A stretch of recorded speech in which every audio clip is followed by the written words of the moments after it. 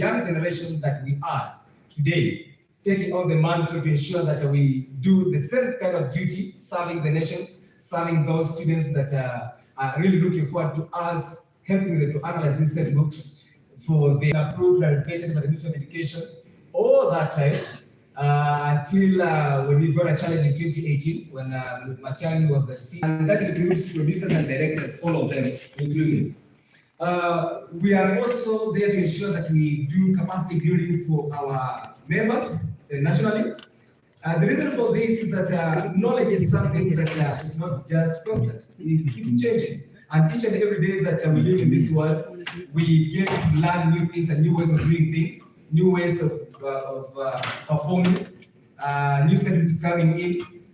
And there's need for us to ensure that we are up to date the new trends, new skills that are in the industry, and to ensure that we are relevant to the clients that we are having. And also part of our mandate is to ensure that our members comply to the rules and regulations that the Ministry of Education has set, and also the quality standards that we are supposed to have in the industry, to ensure that we have a certain code of conduct that is above board in terms of our delivery of service to our clients. Our clients being the schools, secondary schools countrywide, the students, the teachers, all of them depend on us so much. So part of that work of ensuring that our members are up to date and deliver quality work. For us to ensure that that happens, we conduct this kind of workshops. And these workshops here help us to understand a lot about what needs to be done out there. And today we are blessed so much to have in the house, in this workshop today, Fibian Mudama, ambaye ni mhariri wa kitabu cha Mapambazuko ya Machweo, which is a new set book that was approved by KICD. And huyu utaweza kununua tu atakuwa na nafasi yake kuweza kuzungumza wakati huu utakapofika, na tuweza kusikia sauti yake vizuri pia.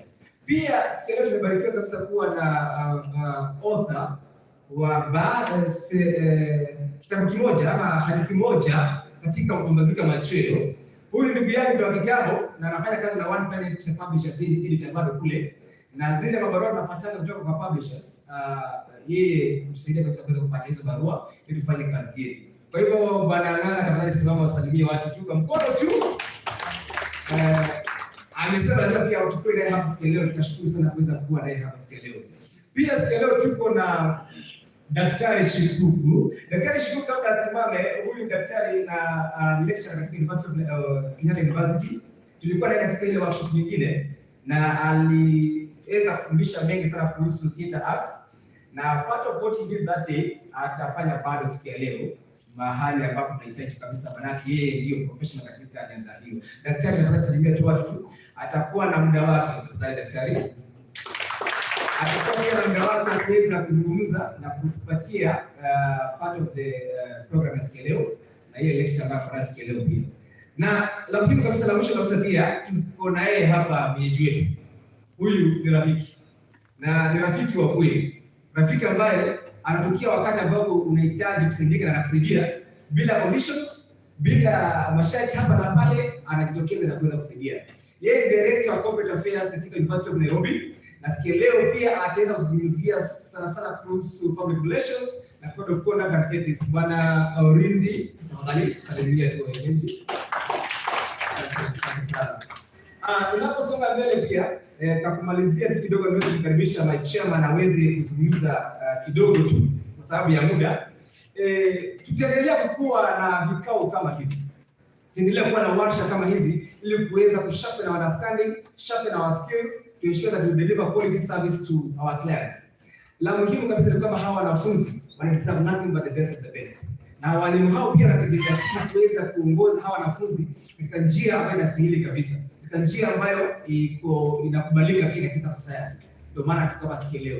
Just to mention, our members who are here today, part of the ways that we ensure that we don't have crooks among us, we don't have people that have with other intentions among us, is that we ensure that our members wote, wasanii wetu wote, each one of them must get a certificate of good conduct from the DCI to ensure that we are only working with the people that have got good conduct, that are acceptable in society, that have got good morals also, because we are dealing with the kids, wanafunzi wa shule. Kwa hivyo naomba tu niweze kuachia hapo, nitakuwa MC wa siku ya leo, na niweze tu kuachia hapo, niweze kumkaribisha chairman wangu aweze kusema jambo, alafu program iweze kuanza mara moja. Jina langu naitwa Divine Wandera Apondi, na mimi ndio katibu mkuu wa Kenya Cultural Center Association of Artists. Asante sana.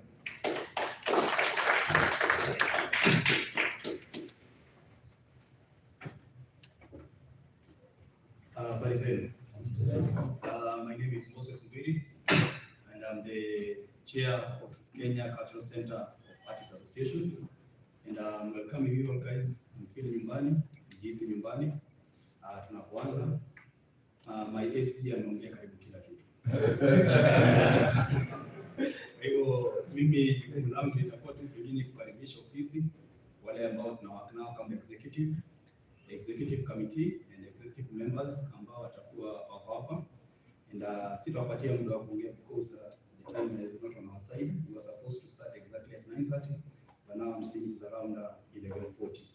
So I have my vice chair here, that's Mama. His name is Danny Njenga. Danny Njenga is the producer of Enlightened SPM. So what I believe you were trying to say.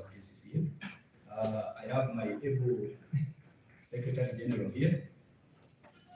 Yes, also the producer and director of Royal Theatre Production. Then my organizing secretary is not around. He's not feeling well. He's under the weather, but he will be here. He's known as Jack Silingi, and also the producer of Grand Arteries. Our treasurer too will be late. He will be late. He has a sick parent. He has to attend to her. His name is Tom Boyle. He's the director or the producer of the stage production. Yes. Then from there we have executive members. Executive members, we usually have four of them, and one of them is Mr. Collins Maloba, producer, Stand Up Africa. We also have Mr. Kevin Modama, representing Machakos. He's the producer of the Leaders Theatre Production. And we also have the two who are not here. Mmoja ni Matamaduni Production, Mr. David Kutaka, angeweza kufika hapa maana we're running against time because we have new books that we are rehearsing, and he's not rehearsing in Nairobi, so angeweza kufika leo. Then we have wa mwisho kabisa anajulikana kama Aaron Siele, pia yuko hapa. Pia amekimbizwa, is under the weather. But all in all, everything is good na tunatarajia tutaendelea vizuri. Sitaendelea sana, karibuni sana wageni wetu. Mr. Paul, anaitwa Paul Nganga, sio Nganga. Kwa Kikuyu ndio Nganga, lakini kwa Wakamba ni Nganga. Sasa anaitwa Paul Nganga, ameandika hadithi ya Harudi ya Maisha.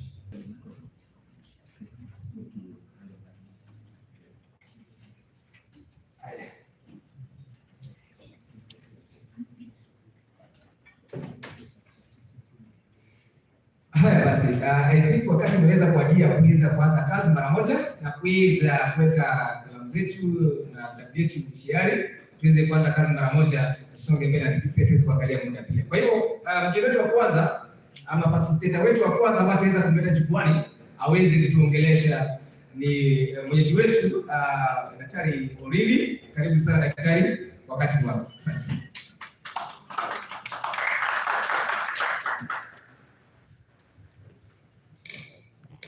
And plus of the association, distinguished guests, ladies and gentlemen, I'm really honored and humbled to be among today to address this gathering of producers, artists from all walks of life. We, as a University of Nairobi, we are very happy to receive you here today. As the Secretary General has said, we are happy to host you here because as an educational institution, we take pride in building capacity and also in training artists for the community. And most of you are either trained here at the University of Nairobi, where we have performing arts, or Kenyatta University, which is also another training ground for artists. Yesterday, when I met the Secretary General, I was very much engaged, and when he came to me, he told me that we were looking for a space to have a meeting, this important meeting, and because the University of Nairobi wants to play an important role in promoting performance arts and cultural activities, we accepted immediately and agreed to host you today. So allow me to convey our greetings from the Vice Chancellor of the University of Nairobi, who has said that I convey his greetings, and to tell you that University of Nairobi is home to talents and home to all artists here. We recently, in partnership with the ArtLife Group, we had a big vision that we wanted to do for our country. We wanted to organize a cultural extravaganza, what we call Nairobi ArtLife. How do we promote Kenya as a cultural global cultural destination? And reached out to many of you and other partners. Although we did not achieve the target that we wanted to achieve because of COVID-19, the vision is still alive. And some of you as stakeholders, we still working the journey. We want to create a big cultural platform where we can bring everybody from the globe to come and share and celebrate what we have in terms of cultural activities, entertainment, artifacts, and all kinds of cultural activities that we have. And I think we are very rich indeed. The only thing is that we are not, as a team, we not received the adequate support so that we can exploit the potential that we have. Other countries have done so, even in Africa. Zimbabwe, Uganda here, they have big cultural events that contribute significantly to the economy. And I think that's an opportunity which we can work on together with you. As a university, we're ready to provide leadership in that area to bring in many other stakeholders so that we achieve that goal. Of course, we did organize a cultural conference, and some of you were able to participate and present different papers and speeches. We are grateful that you did so.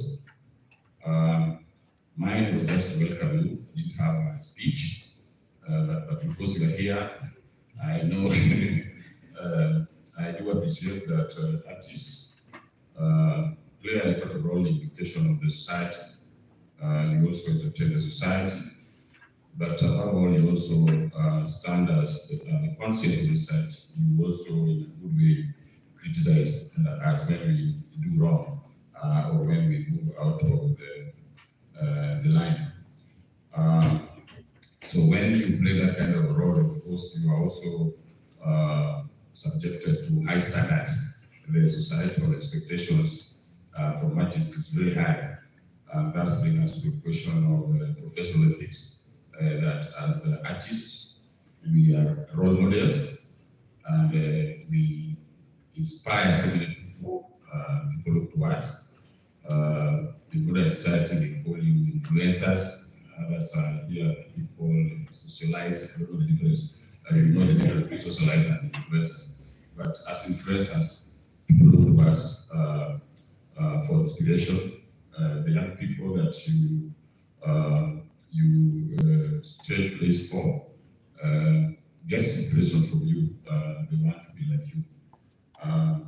So that calls for some for observation of some standards, ethical standards, which the Secretary General alluded to, we must have that high moral ground as artists, so that we don't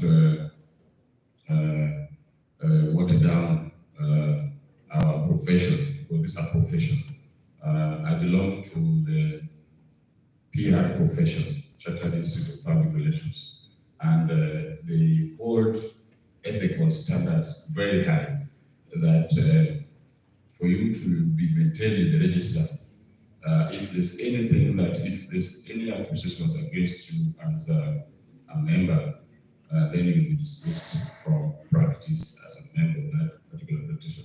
So I think, as you mentioned, our association here, we can also strive to maintain high standards of professional ethics, so that we can be respected as an organization, as an association of artists.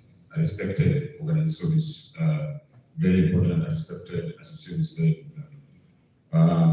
And of course, we also have writers here and producers. One of the things that has contributed to poor remuneration of artists and performance is plagiarism and intellectual property theft. So, as artists, we need to respect issues that deal with intellectual property. We need to support one another, but above, we don't need. Intellectual property is a serious issue that we need to try to maintain. As you get into your discussions today, I want to wish you a very vibrant discussions among yourself, an open one, and we want to say that the University of Nairobi is with you, and we will continue to support you. We will continue to be partner with you in your activities that you want to do. We encourage you also to work with your faculty. I'm sure Scoop is here as a member of faculty at KU, but we also wish that we have faculties, members from the University of Nairobi and the students, so that we benefit from this kind of interaction with the performance artists. I don't have much. I just wanted to came here just to welcome you and encourage you to grow stronger as an association or as a movement, so that we can inspire the society. Thank you very much. Tumpigie makofi vizuri kabisa basi. We are moving on very, very well, and also in consideration of the time that we have here today. Moving on very quickly, it's good that you've talked about the code of conduct and ethics that we need to have. We are teachers and we are professionals. We are people that the young people in the society look up to us to ensure that they learn from us, they emulate us. So there's that much need for us to ensure that we have high moral standards for them to emulate from us. It's a generation that likes emulating, and I think we'll do a good job with that if we follow through that. Asanteni sana. Let us take this moment now to welcome Dr. Shikuku from Kenyatta University to take us through. Karibu sana.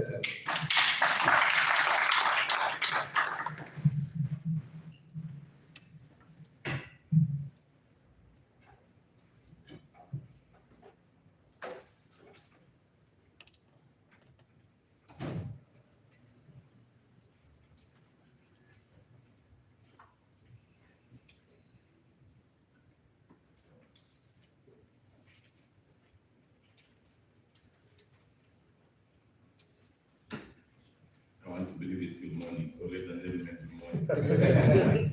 Good morning. It looks like evening, yet it's still morning. So, as the said, my name is Emmanuel Shikuku.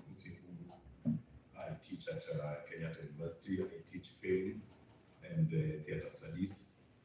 I was a member of Kenyatta University Traveling Theatre between 1999 and 2004 when I graduated with my bachelor's degree.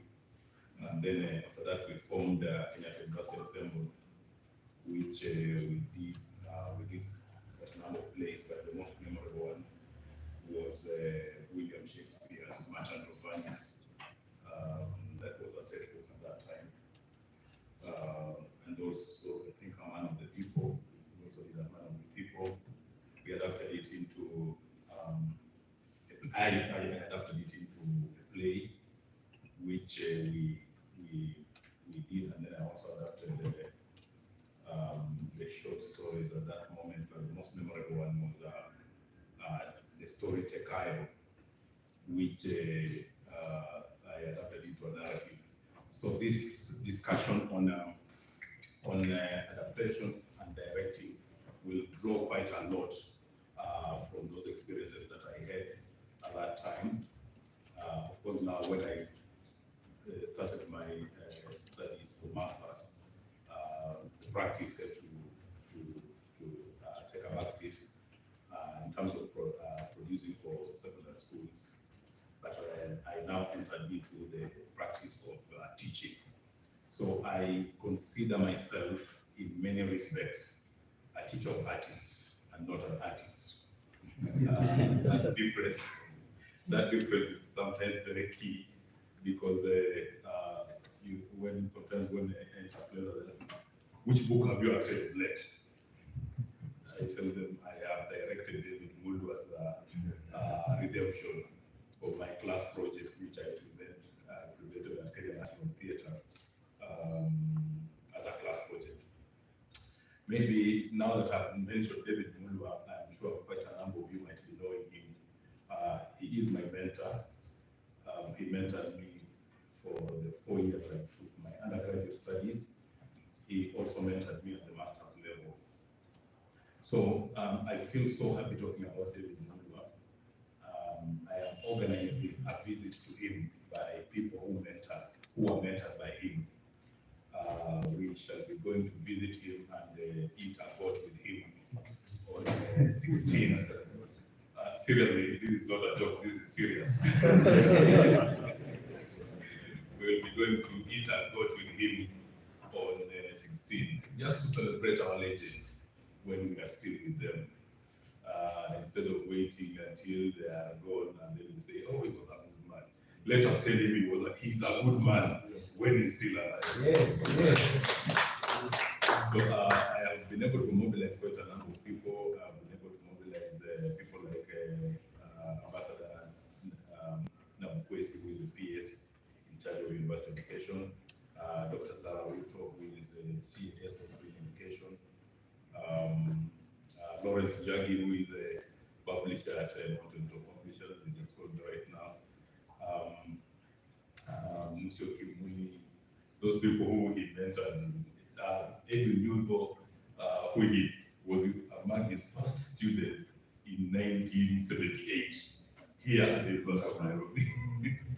So I've been able to mobilize quite a number of people for that course, and I feel so proud. I thought I should share that pride with you. If there's anyone who was mentored by David Mulu, he's been on our TV set. He was the first principal of Taidi High. Those who saw Taidi High when it started, the first headmaster was David Mulu. He's been quite a number to work with the Lions, the movie, if you watched it, highly acclaimed movie from Kenya. If you watched the Bicycle, one of the earliest films that have ever been made in Kenya. Hotel Rwanda, if you watch the movie, it's there. A lot, the gentleman has done a lot, and we feel proud to celebrate him. If you are interested in joining us to go and visit him, kindly register with me. Divine has my number. Divine has my, sorry, it's called, and my voice keeps going. He has my number, you can call me. We go together and eat a goat with him. And tell him thank you for the work that he has done for the theater industry, for the film industry in this country. Having said that, part of the things that I'll present are also some of the things that he taught me in the years that he taught me at Kenyatta University. I have a very straightforward duty to talk to you about adaptation and directing of the play. When I was contacted to do this work, to come and talk about it, I asked myself exactly what am I going to do, or who am I going to talk to? That was very important because sometimes the audience may differ. If I was asked to go and talk about adaptation of play to people who are doing, let's say, drama festival, it will be different because that is not an educational play. But the work that you gentlemen and gentleladies do is actually education. It is what we call co-curricular, very important, not extracurricular. It's co-curricular. That means it's part of the curriculum. It is not supporting the curriculum, but it is a partner of the curriculum, not a support. I hope we get the difference. Yeah. And therefore, and I think that is why you sought recognition from the Ministry of Education, because what you are doing is the same as teaching, only that you are teaching in a more vicarious way, more in a more vibrant way than the teacher in the classroom. Because you may come and present a play, you adapt the short stories by Madame here, and then you present it to the students. What you are doing, you are co-creating with her. You are not just presenting it for fun. You are part of the co-creation, and I want to imagine that is why you have invited the publishers here, because they are the first creators, you are the second creators, and therefore there's need for fidelity to have mind. There's need for fidelity so that when the student is reading the text and is watching the production, there should be no incongruencies. There should be an agreement. And that is difficult. Because not every day will you invite her to come and watch your production and say, is this what you really meant? Not every day. It means there is need for some level of intellectual input into your reading of that text, so that you pick her mind or the mind of whoever you are adapting from and put it in this medium. Most times you will adapt novels and short stories, which means it is a double adaptation. You first of all changing this text from its medium, which is prosaic, prose medium, to dialogic, which is a play, dramatic, and then from that written one, you change it now into performance. So it's a double adaptation. But let's see. We have already said that what you are doing is an educational theater.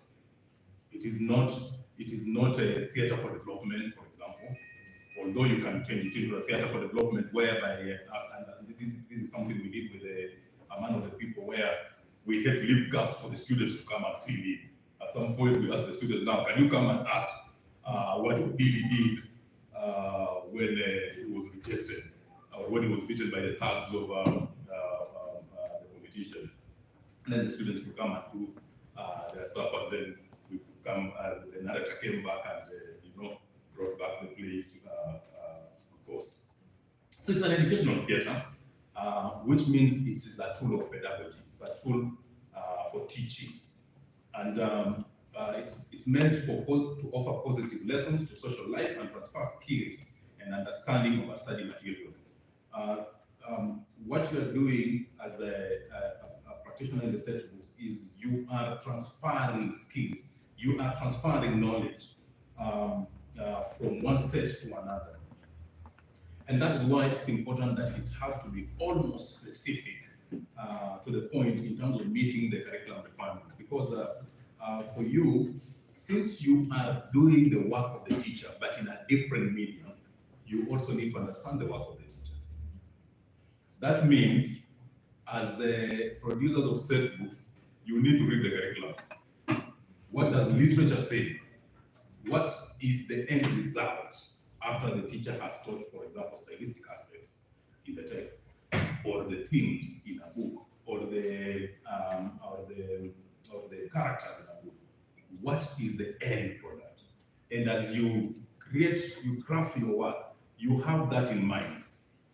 You have what the curriculum says, what the syllabus, those notes that the teacher write on lesson plan, the schemes of work and all that, you need to understand them, especially those in English and literature, so that at the end of this term or at the end of this four-year course, the student needs to have acquired this.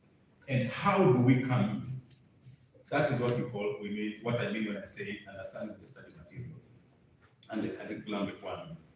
So then, when you are adapting, evidently you need to be faithful to the source media. And in this case, the curriculum is key. So you can see I have started by noting that your work as a producer of productions, you are a teacher. One. Secondly, you are a co-creator with the author of that text. You are co-creating, in a way also recreating, so that whatever you are presenting is faithful to the ideals that the author wanted, but at the same time you are also meeting the curriculum needs. So can you now understand why I said it is very difficult for you? It might look like you guys enjoy this work, but it's not easy. It is not easy, because any little mistake you make, you either offend the author or offend the education. So you see, you have a balance to strike, which is quite important. And then, just if I might digress, right now we are implementing, the country is implementing the curriculum, the competence-based curriculum. And I feel you are very important in this implementation. Why? Because if you read the CBC rubric, it will tell you that a lot of the learning should be by doing. A lot of the learning should be by doing. That a learner learns more by doing. That is why for us who are young parents, I have my kids here, they tell you, we have to, every now and then the child comes home with something you need to do with him or her. So the child is learning not just from you, but also by doing with you. You are people who are doing something. How do you involve the students? That also becomes important. And perhaps you are the right people to, like in many of the instances, they tell you that play is an important aspect. How do the learners play if they are not guided? Part of that is you guiding them in the schools that you go to perform. It's part of the process of teaching them is by allowing them also to do. In a theatrical production, material from one and from another artistic medium, such as a novel, poetry, film, short story, folklore, historical account, is written according to the needs and requirements of the theater and turned into a play, narrative, comedy, or musical, or any other performance medium. The idea is of adaptation is there are two media. There's the source media and then the theatrical media. We have seen a lot of adaptations around the world, and lots of people adapt legends. Stories of, you remember Rwanda Magere, it's a legend that was adapted by Koito Utata into a play. I don't know if you guys have ever done it, have ever performed it. There's a play, Rwanda Magere, by Koito Utata. I know you know Koito Utata because he changed himself from Vigilan's house. But he's an amazing artist. Amazing artist. Who sometimes the margins of this nation affects his mind and he says, no, enough is enough. it's part of the storytelling. So it's part of the storytelling because we tell the story. Remember, authors tell their story in their medium. Then you come and recreate that story and make it better. Because why do you adopt? Why do you perform? It's so that you break it down for the understanding of the person who is watching it. You are literally chewing this text, this text for the audience to swallow, to understand, to take it and feel that they understand it. So in most cases, whenever you are adapting, you are literally changing the medium, but maintaining the story. The story has to remain because the story in any text is supreme. So you are not adapting the words. You are not adapting. You are not adapting the context. You may adapt the context and all that, but what must remain is the story. Only the medium changes.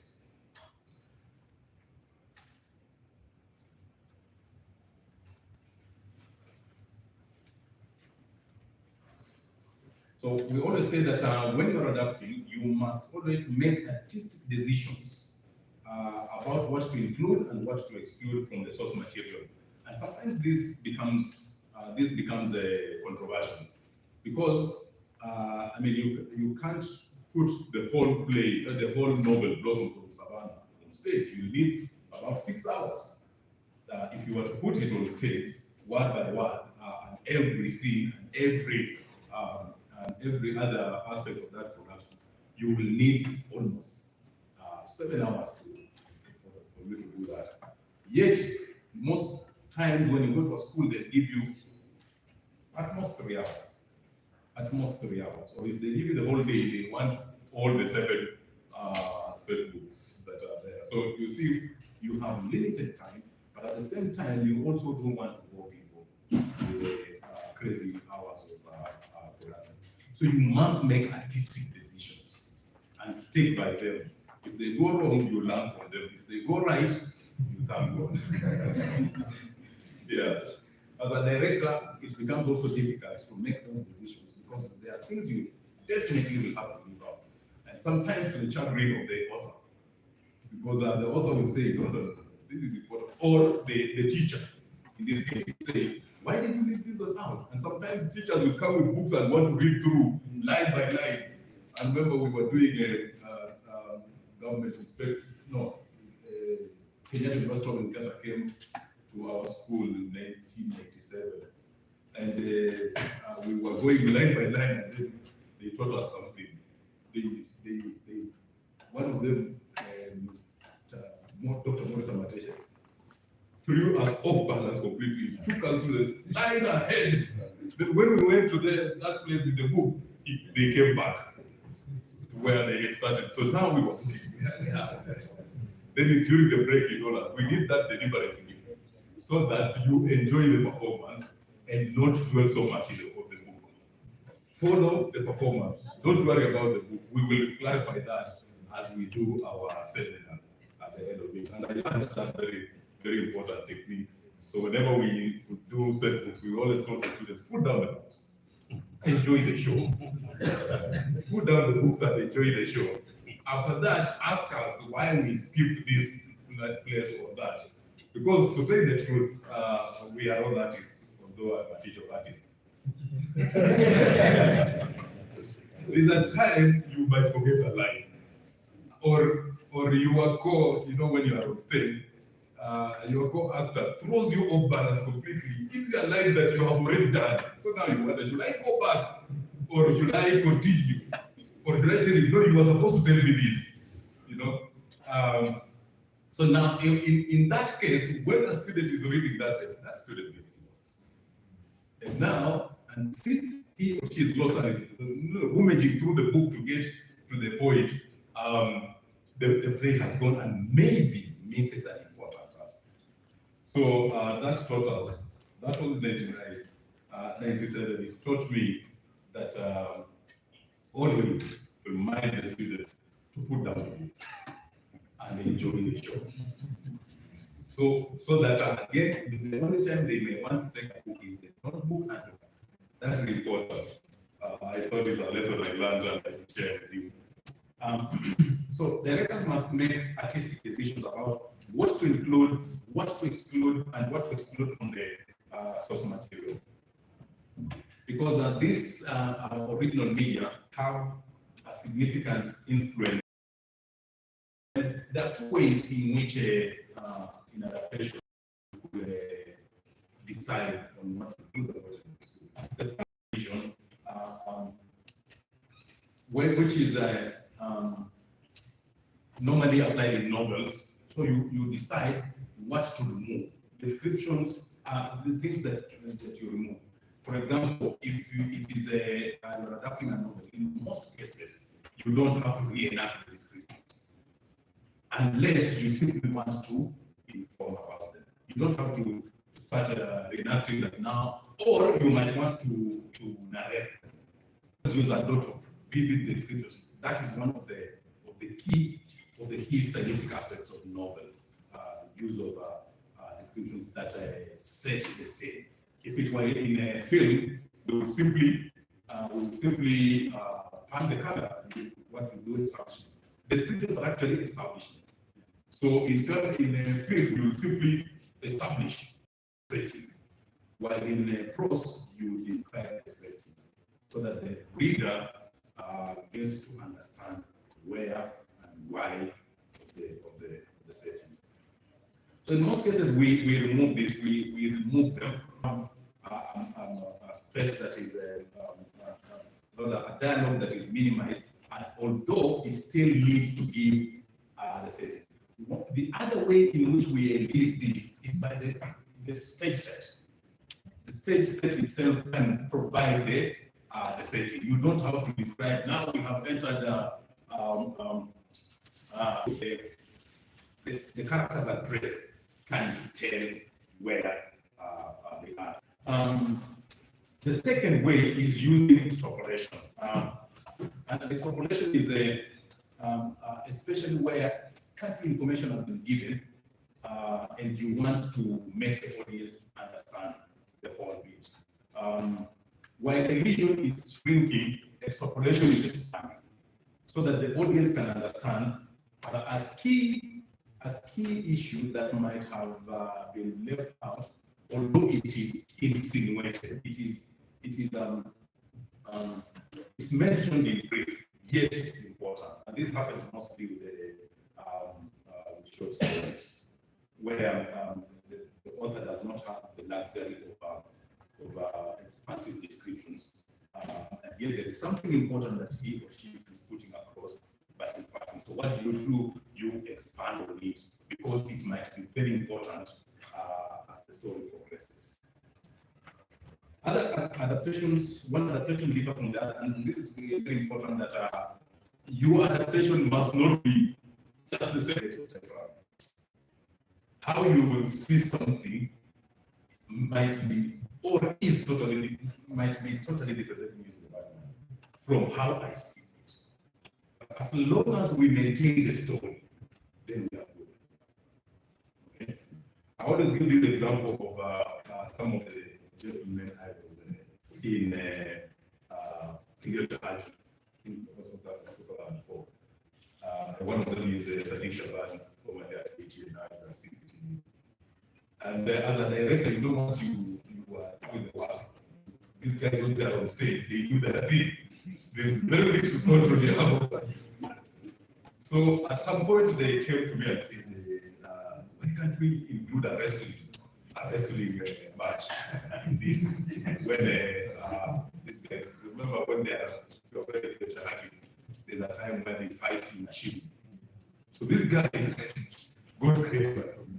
Why can't we include wrestling? I told them that way will throw us away and take a long time for us to get that wrestling machine. But the guys just kept quiet and said, okay, fine.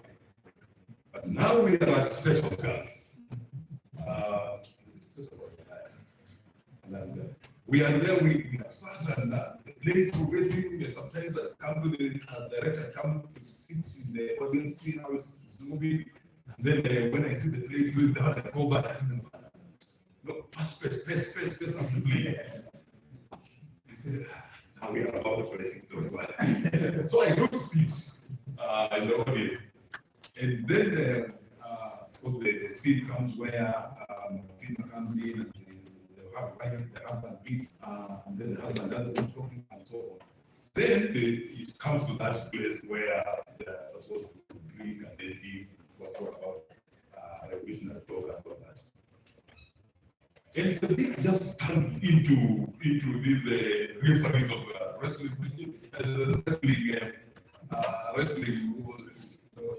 and where he got the justice, I don't understand. I never because at the end I was so mad with them. Puts on the justice, they fight, and then this day everybody takes the corner, one in the red corner. Somehow they got two little one red and another one blue. So the one takes the red corner, another takes the blue corner. And the guy announces the red corner is, the guy comes, you know, the blue corner is, and then they start a war. So I definitely so mad, ran back to the backstage and said, we can't do this. Only to realize that everybody has moved on stage and they are backstage.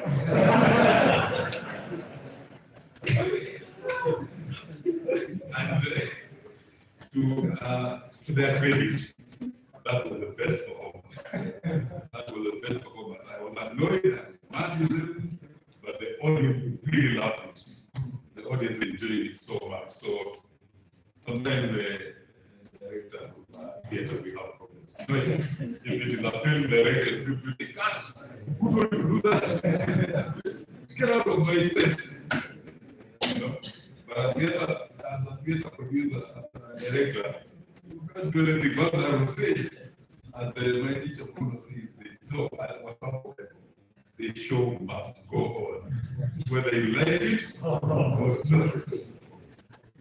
So yeah, so sometimes we want to expand, I'm going to explain the fact that an adaptation can always differ the story. As I was saying, the decisions to lead or extrapolate are always controversial. Sometimes some people say stick to the script, others say I am not sticking to the script, I am sticking to the story, and it becomes a bit problematic. I'm very sure you might have gone to schools where the teacher of English came fuming to ask you, what am I saying? This is important, and then you have to understand. If the story is told, it's important that way, and that's why I always say, if you understand the author's intention and you understand the curriculum requirements, then you are able to guide the teacher. You don't. It's not just the student that you guide as you do your performance. You can also guide the teacher, and I'm really happy that you invited the authors of this text, so that you can also pick their mind. You can pick their mind, and as you are adapting their stories, you have that knowledge of how or what was intended. What was tested on Kenya, it was tested on us. That was the 2000. So that taught me a lesson. Whenever you see police and you are don't negotiate. Kimbia, kivika mbele. Don't negotiate. Kimbia, kivika mbele. So I was working with Manina and this day, I said, I don't know.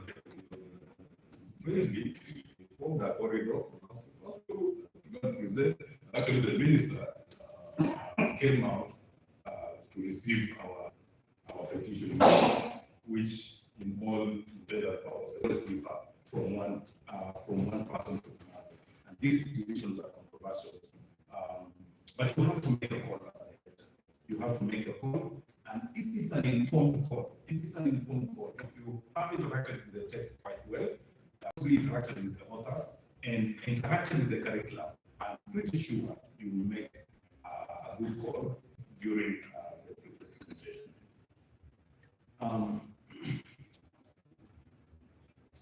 An example of elision need, I can just give you one. Is when you adapt a novel,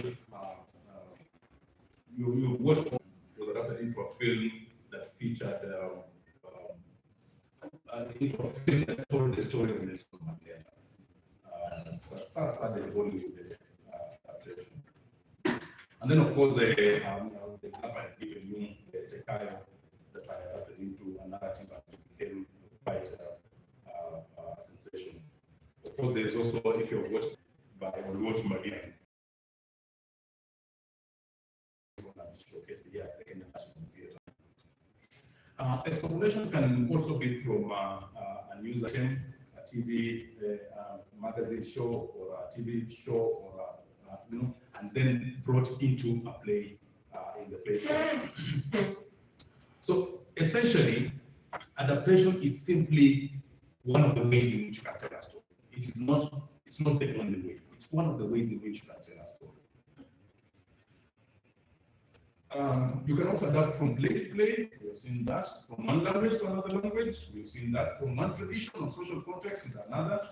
And the best example I can give you this is Romeo and Juliet by Miller's production, which was adapted from the story Romeo and Juliet, and also Cinderella that I just told you earlier on. So why do we adapt? What is it that we need to adapt? We have to do it because we want to teach. Yeah? But we can also teach in other ways.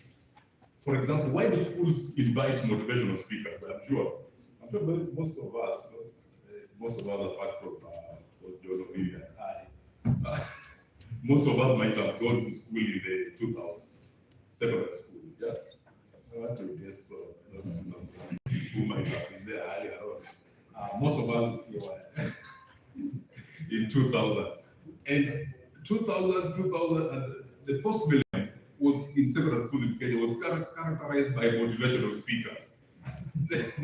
They will always invite somebody who will tell you that right now people are making memes about it. That I started my chicken farm with one feather. Or I started a butchery business with just a hoofy jam. And here I am right now. It's characterized by a lot of motivational speakers. But why? We could just go to school and tell them a story, a motivational speech about the story, for example. I can see when my teacher, Professor Clara Momanyi, has written something here. We could just bring Professor Clara Momanyi to the school and tell her, now tell us your story about Mapambazuko Yamachweo. Then the professor talks about it, and then she goes away. We pay her, and they say, blah. But would the students have taken something from it? Yes, they might. At what rate? That is where adaptation comes in, so that we can show them in a vibrant manner, so that we can show them in a memorable manner, so that we can stimulate their eye, we can stimulate their ear, and so that they can understand. Because the retention rate is high when both the ear and the eye are stimulated. These are biological issues, not literary or artistic. So it's biological that when somebody is watching and listening something, the retention rate is high. They retain a lot of that material. That makes it very important, people, to the lives of these students in terms of understanding the curriculum, in terms of understanding literature. Sometimes your work, the way I see it, is not so much as making the students pass the examination. And now this is controversial. It is not so much as making the students pass the examination. It is part of molding them into proper citizens. Because writers of these texts don't write to make these students pass the exams. They write to pass a message about the society. Okay? They write a message to pass about the society, and in most cases, those messages have moral lessons. Now, a teacher will teach the student to pass exams. Okay? But for you, you are teaching this student to understand the message of the author. And understanding the message of the author may not necessarily mean passing the exam. It may mean, yes, passing the exam, but it does not necessarily. It means something beyond passing exams. It means you are making this student understand the society that he or she is living in by reading this text.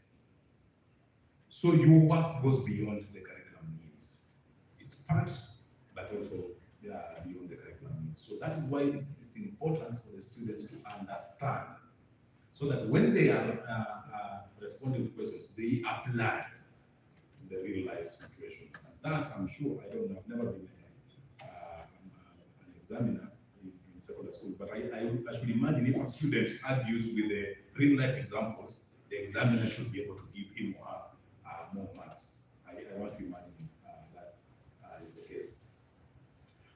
So when we adapt, we teach these students in a more relaxed manner, because it helps the learners have different perspectives of seeing the same thing.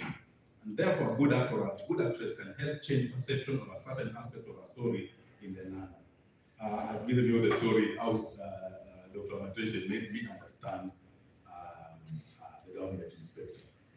You know, the gentleman acted the book so well until we looked at it and said, you mean this book is this interesting?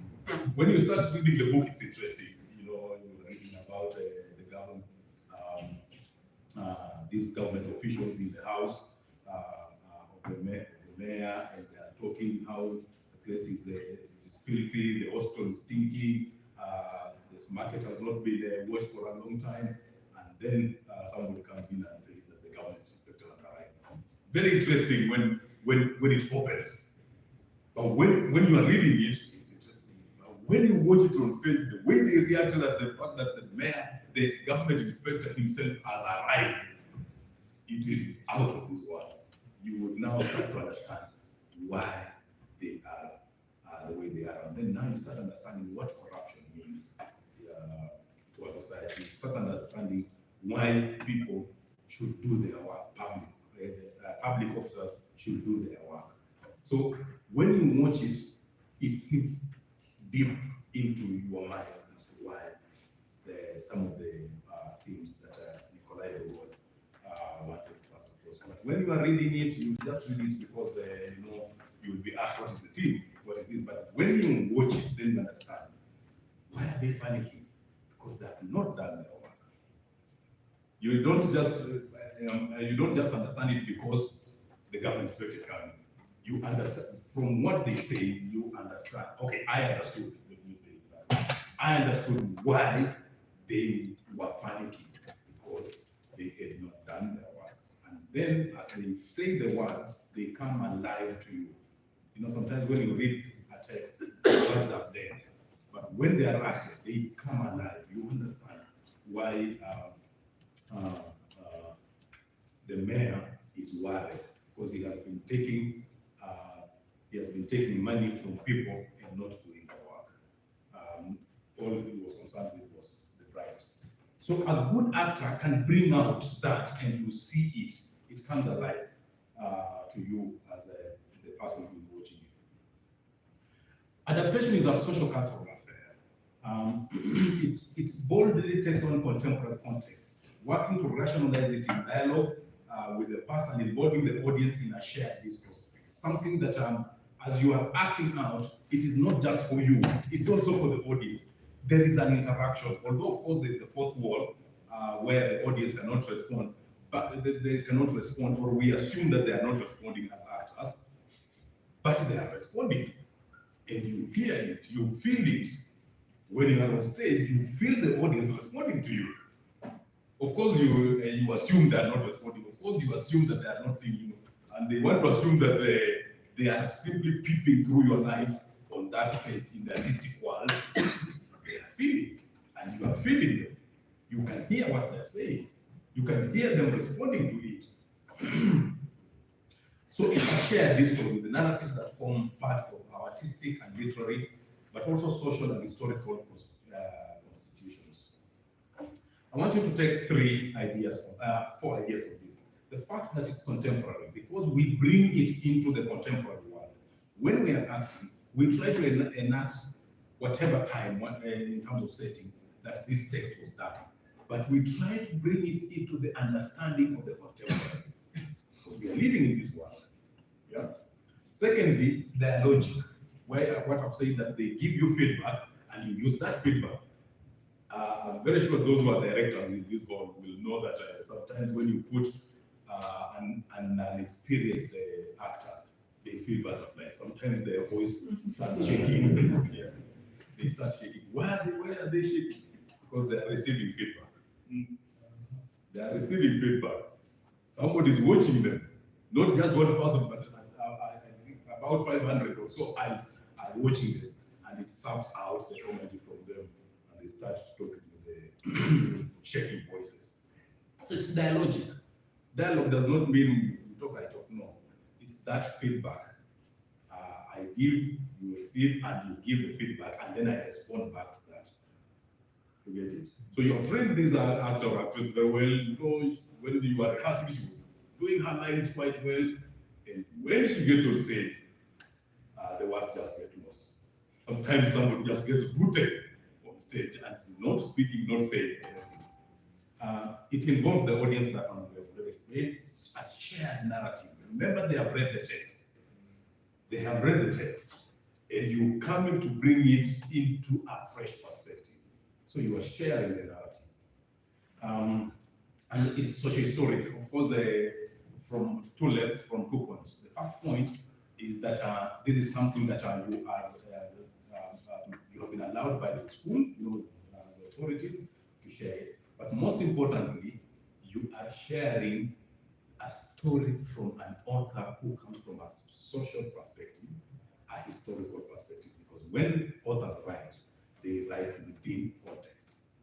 Historical context, social context, political context, and so on and so forth. So you are sharing this with the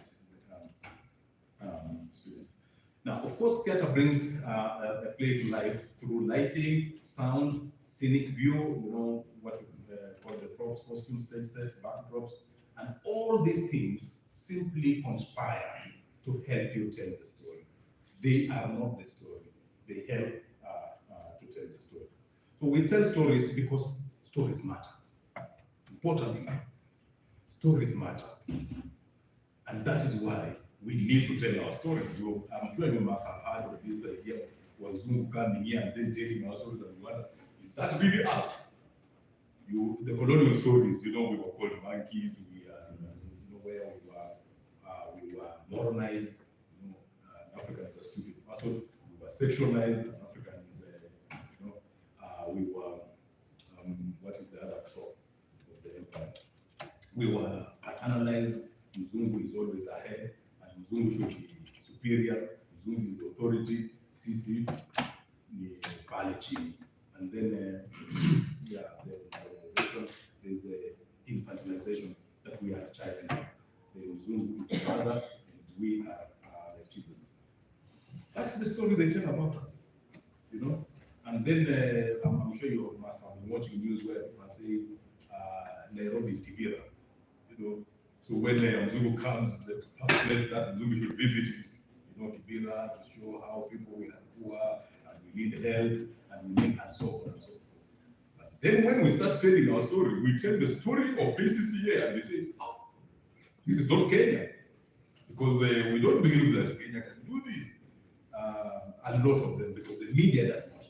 BBC, for example, or CNN does not focus on the good things we are doing, because it does not matter to them. But those stories matter to us. Those stories matter to us. So we tell stories because they matter. And we tell stories because they are important, not to another person, but to us and to the students. That's the most important thing. Of course, we get a coin or two here. Who doesn't like a coin or two? Who doesn't want to pay his bills after having done good work? We all need some money. Yes, we get money, but it is important that we tell these stories. And that is why we always say that it's always important to treat the source of the story not as a text, but the landscape of choices.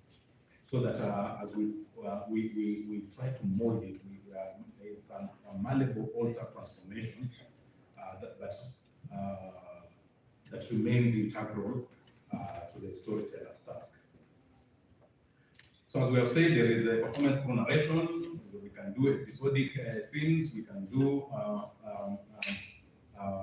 episodic scenes both in the novels, in the novel chapters, and so on. I had wanted to go through adapting the process of adaptation, but I'm seeing my time is not.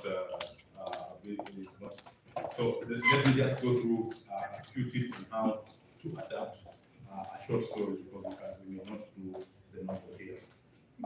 Most important, and this is what I always say even to my students, if you want to understand a story, that there's only one way to read it.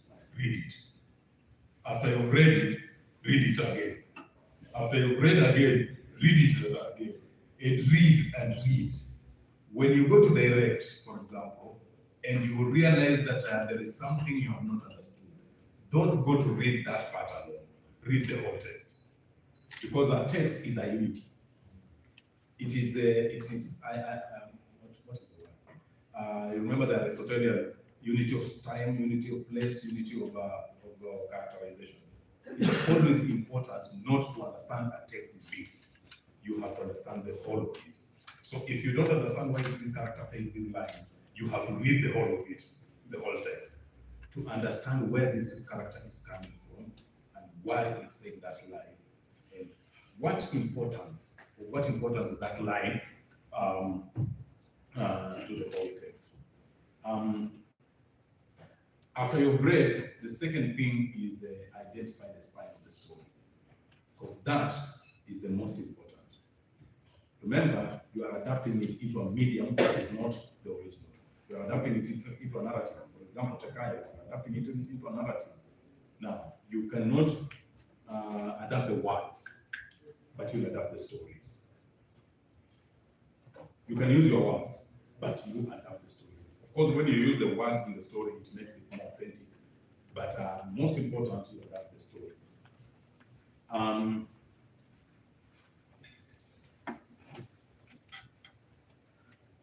You, of course, ask yourself very practical questions, and some of these practical questions are the following. What are the given circumstances in this play? What is the play's main central action? What is the main conflict? Which character is the play's protagonist, and what is he or she fighting for? What's the play's structure? The characters in the play, in the story rather, the language, and the themes. Of course, importantly is what do we want the audience to go away feeling? What do we want them to know at the end of it all? And that is something you can only get after reading and reading the text. What is the mood? What's the style? And so on. How do the characters fit in this world? And once you've done all this, it becomes a critical inquiry into the play that leads you into the next steps.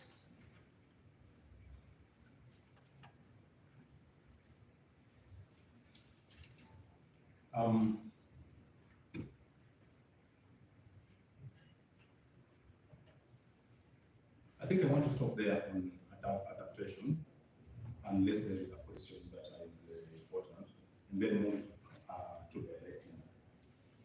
I stand guided. Do I take questions right now, or do I finish the whole process and we take questions? We could take questions on adaptation.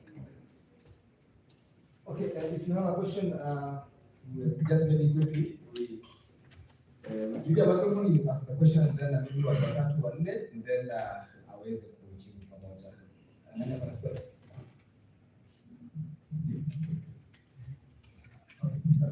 Go first.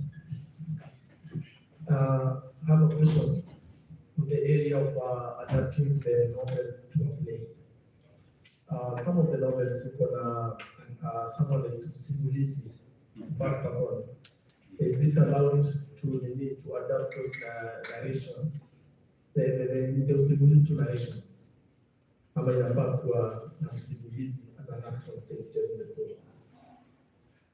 Those are two different ways of adapting. You could use the narrator who is on stage. Have you ever read F4 Sutherland? Who has read F4 Sutherland's The Marriage Maranza? It's a Ghanaian story, which the narrator is actually on stage. And the narrator is important because he supplies information that that the audience needs to understand what the actors are doing. So the narrator is like it's like a go-between the audience and the stage. And so the narrator will come and tell you, now, you see what Kwame is doing. Kwame is trying to create a web in which we understand that he's selling his wife, his child to the highest bidder, and so on and so forth. So that is one of the ways in which we can adapt. That I'm not very sure how it is, but it's one of the ways. It's one of the ways. Secondly, you can take a narrator who is part of the actors. Okay? That's also another way of doing it. And this actor, this narrator actor, talks to the people, to the actors. So he or she lives in the artistic world. He or she does not live in the in-between world of the physical of the audience and the artistic one. He or she lives in the artistic world and makes commentaries about the artistic world and not both ways. Because for a narrative like that, where the guy kills the president, it's just that story, one person telling the story, usually that person narration, but then you reenact what he is saying. You don't reenact where he's sitting to say. You reenact what he's saying. You give those people lines to say. Yeah, let this gentleman finish what he wanted to say first. Okay, sir. What he is asking, maybe he's asking if a story is a first person. Yes. The story is about the first person. Yeah. For example, me, I'm narrating my own story. Yes. Now he's asking Yeah. if you can adapt. Yes. Instead of me narrating in the first person, Yes. you can bring a second person or the Yes. first person explaining the same story. I think it's the same question that he has asked. Yes. But what I'm saying is, we don't put you to sit down and narrate. We give your thoughts, characters, and lines, and we enact them. Because most times, first person narration are thoughts of the person. We don't bring that person here and then start saying that. You've watched the film Out of Africa. You've seen that it's written in first person narration. But when it was adapted to film, people were given lines. Why are you laughing? People were given lines. So it is actually a story being reenacted from Ross. Yeah. Well, maybe we hear from him. Yes. Then we go. I feel question from both us. Okay, Doctor, that one was a little curious. Yes. And the fact that he has repeated it. Yes. Because in that story, Yes. there is a writer of a letter. It's actually a letter. Yes. So the person speaking to the wife through the letter is Sazam. Is it Sazam? We're friend to Sazam and Jimba. So everything that is said in that story is a letter. Yes. So it's dear, I am here, my friends are sleeping, Sazam and Jimba, and so he continued. I will not continue this way. I have to take this position because I don't like it. So I get where the issue is, especially now that it is a letter. It is me speaking my things, but it is a letter actually. So we only imagine him sitting somewhere. But now that at the end of the story, we know it's also given to somebody. Yes. So I found it curious how that one is. Thank you for the clarification. Thank you for the clarification. You remember I talked about extrapolation. In that case, the short story starts without assuming that it's a jail. But for you, you will not assume it's a jail. You will have to recreate the jail. Okay? So you'll start by establishing the jail. For example, you might start by bringing in a character who is not in the short story, a warden, who ushers in these jail bars. Okay? So once you see, once you bring in a warden, we already know that this is a jail, and then he puts them in on the stage now. He locks them in, and then these other guys sleep, and then this guy gets a letter from whatever, the paper from whatever he gets, and a pen, and starts writing and vocalizes. He speaks those lines. Then you can add something like, and this is how it happened. You change the scene. You go to the first scene now that is happening in his mind.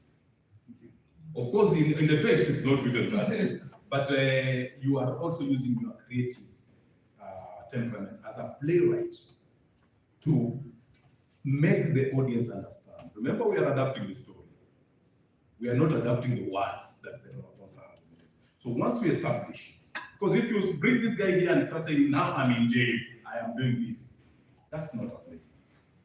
But when you show the jail itself, an author, a warden comes in, pushes these guys in, locks them in, and then you have a stage set of a wireman and a jail here, and then the guy is actually holding maybe the bars and then writing.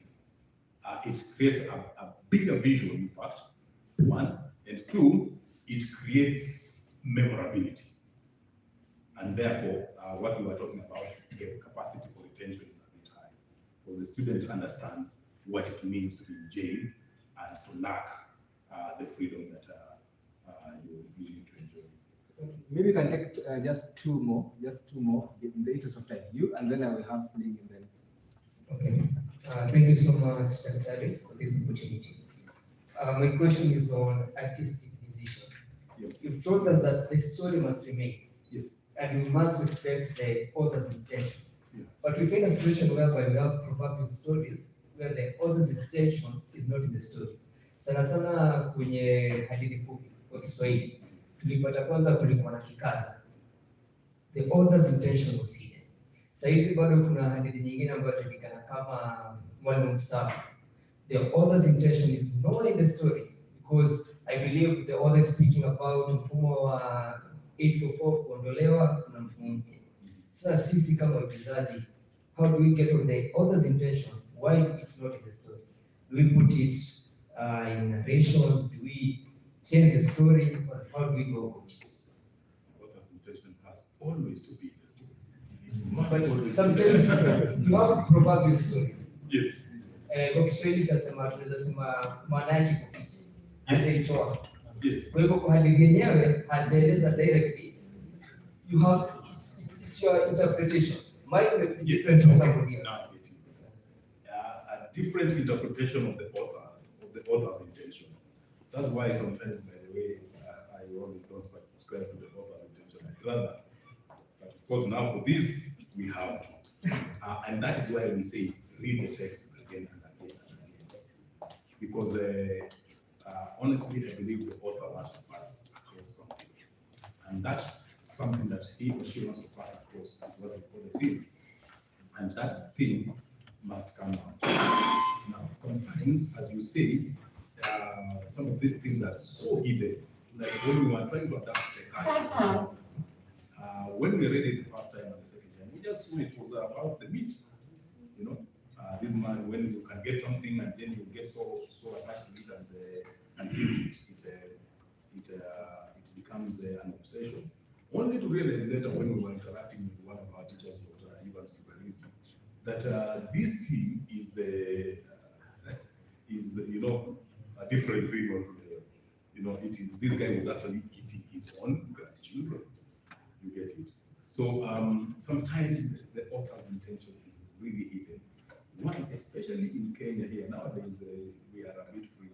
Especially in Kenya here, you will not talk about some some themes. So somebody hides all of those, in metaphors and symbolisms and figurative language until you read, is he talking about Nyama, Kawaida, or what is he talking about? So then it becomes upon you also to use your creative literary language to be able to understand what he's talking about. And we must always agree that sometimes our interpretation might be different.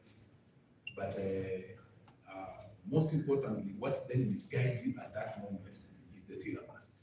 What is it saying about what the teacher needs to teach this student? So once you read now the syllabus, then it can guide you on what you want to interpret. Because at some point, and this is what I want to whisper, your interpretation, which will be very right, will be in contrary to the syllabus. Sometimes you might interpret this text and because of your experiences and what you have read in life, your interpretation is different and it's the best. But you must be guided by the syllabus. Because if you give the student your interpretation, which is correct, depending on how much you have been able to understand, the student will be lost. And then when he or she answers the question, it will be wrong. So be guided by the syllabus. Where you are in doubt, see what the syllabus says about it. That way it will help. Because I'm sure also others at some point they're scandalized. They read the syllabus and what? No, this is not what I was talking about.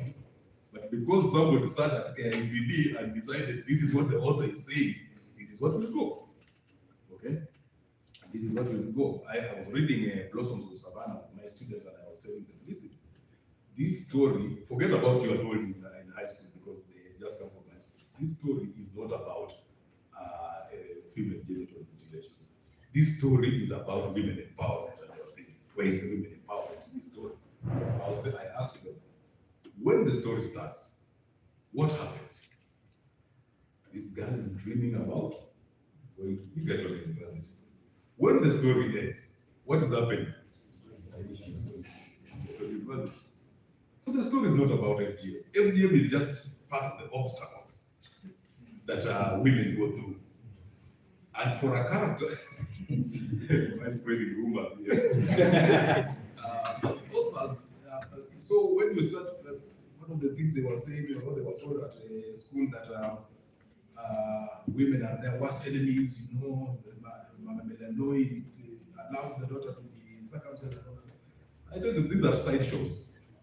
The most important person in that story is a Makerere, a person who empowers.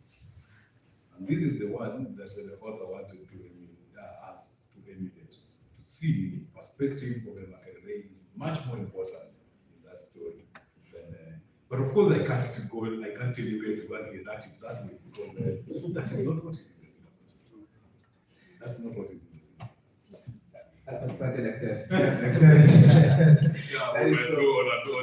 It's so insightful, and I have about 3 people. I wish. I take a short line. I wish they all ask the 3 questions, then you ask the answer. Maybe we'll be through. Okay. Thank you so much, Daktari. My first question is, how do you go about flashbacks? For instance, or rather, is it in order to change it into present? Then lastly, especially in short stories, a story like Fadila Sapunda in Papazuka Machweo.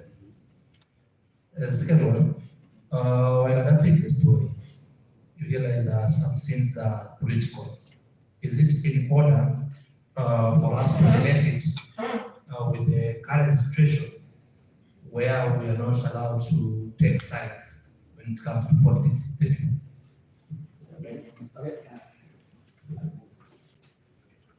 Okay, Daktari, my name is Mwaki. My question is, especially in adaptation, is the hand of God allowed? What I mean by the hand of God is, I know you understand what I'm saying. The hand of God, I don't mean machina. Yeah? Do ex machina. Oh, awesome. Yes, is it allowed in adaptations? The last one. Thank you. My name is Shep. I'm from Elect. I was asking, what about it's about the letter. For example, there is a story where a lady from the university goes to meet with a man, a political leader. And then the main story is on the letter that the lady finds in the pocket of the political leader. So this letter, do we go about the same way to stage it, or is there any other way? A letter about 1.5 pages.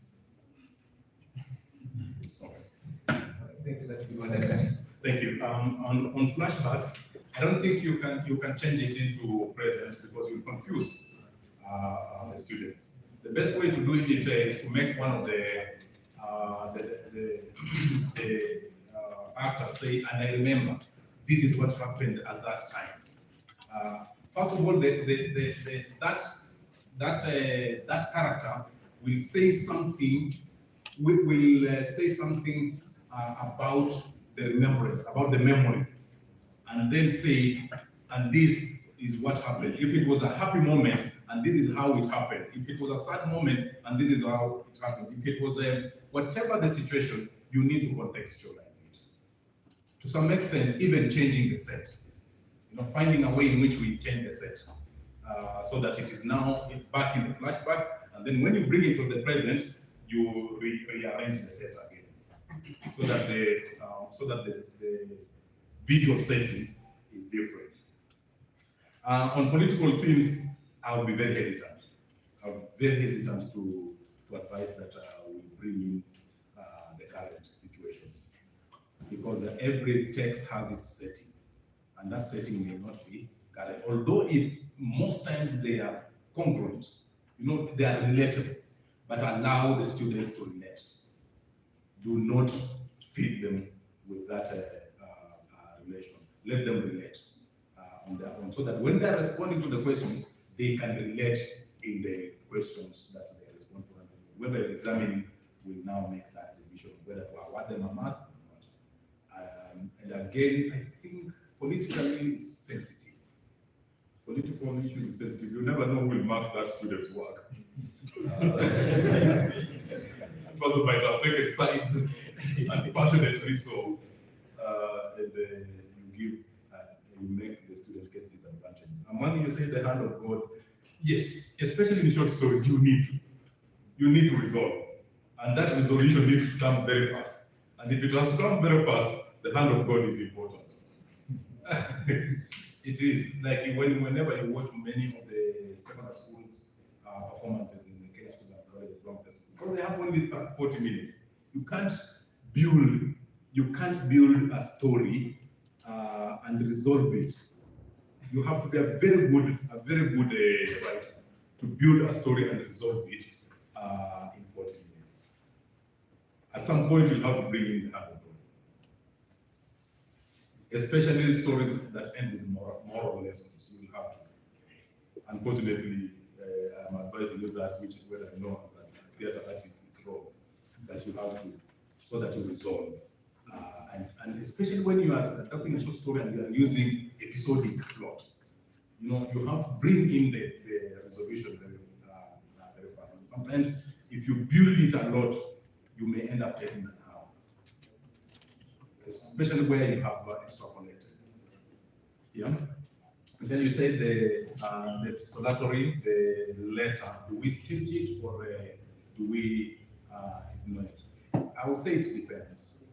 It depends on what material you have, because you might want to reenact it, and that will mean extrapolating a lot, and that means taking more time. So you may just want to make this character who is read it on stage and reenact it like a monologue. Okay, but now the reenaction is not on the actions in the letter; it is on the reading. You get it?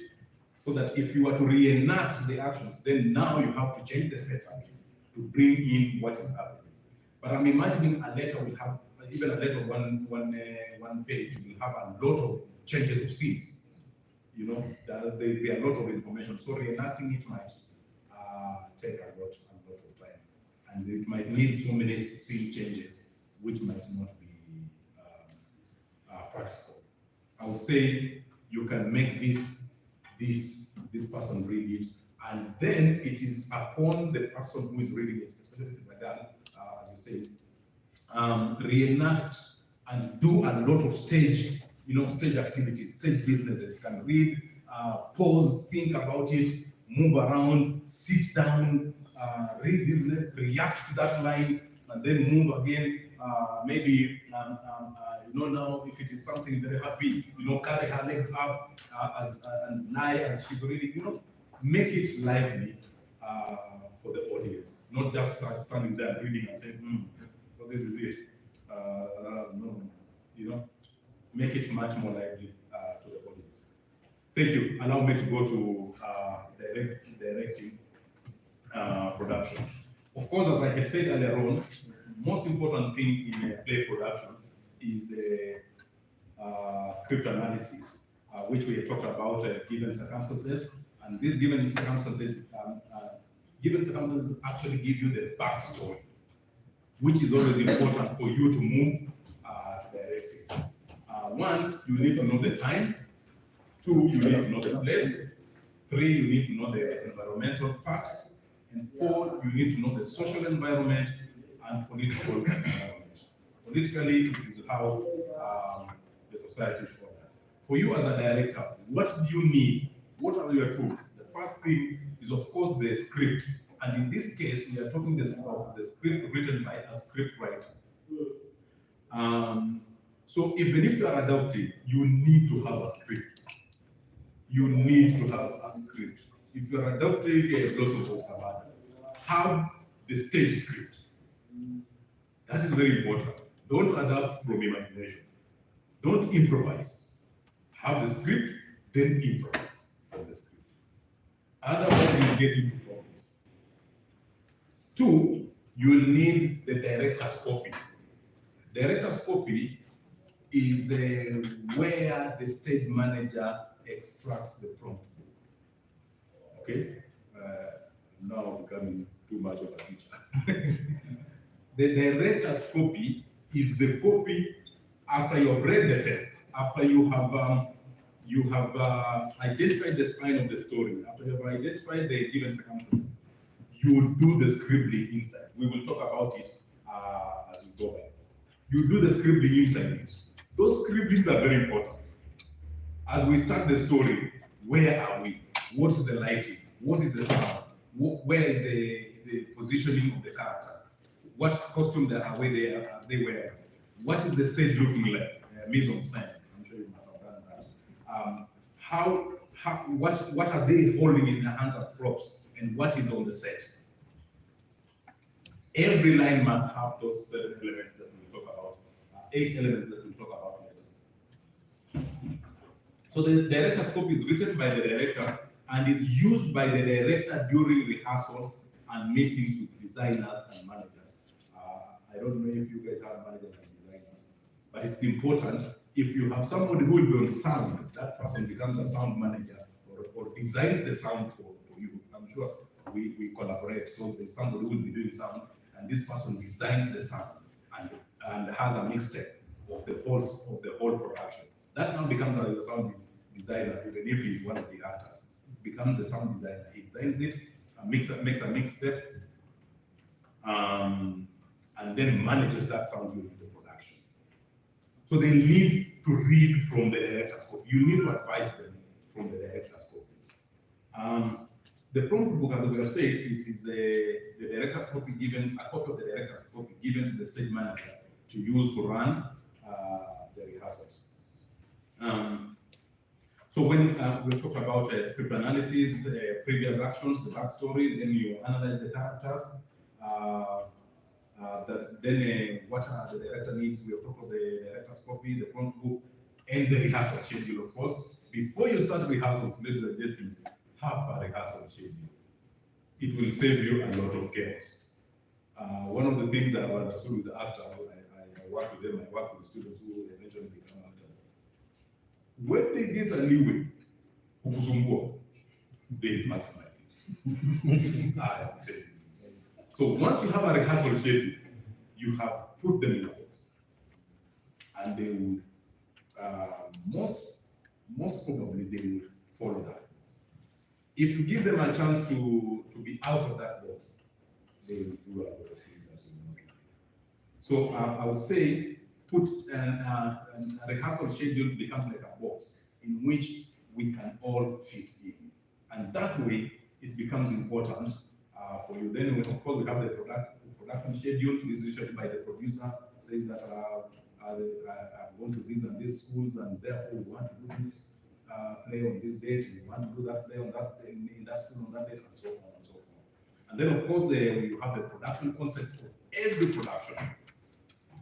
A production concept is actually for marketing, sales, advertisement purposes. We are doing Blossoms of the Savannah. We want to tell the story about women empowerment or about the negative effects of FGM or whatever. This production concept needs to come from the syllabus. What is the end product? So you see our theater production team, which is doing such books accredited by KCCA and the Ministry of Arts and the Ministry of Education, would like to come and present Blossoms of the Savannah, in which we tell students about the themes that have been approved for teaching. So in that way, you will remain within the curriculum, but at the same time, you are selling your production as something that is within the legally approved structures. Then all directors you must write up. Okay, when I was thinking about this thing, I had thought I should give you an assignment. But I had thought I should give you an assignment so that you write for me the production concept of all the plays you are doing. But because of time, I'll spare that. If there is, okay, it's part of the things that I was thinking about. The prompt book is a master copy of the script or score, and it contains all the actor moves and technical cues, and is used to run rehearsals and later control the performance, usually by the stage manager. Remember, in a professional performance, it's not the director who runs the show, it's the stage manager who runs the show. Once the director has finished the work, he or she takes a walk, the stage manager runs the production and the performance. It's prepared by the director and handed over to the stage manager to help run the rehearsals. Of importance, it contains contact lists, show reports, local amenities, and so on and so forth. It's a production Bible.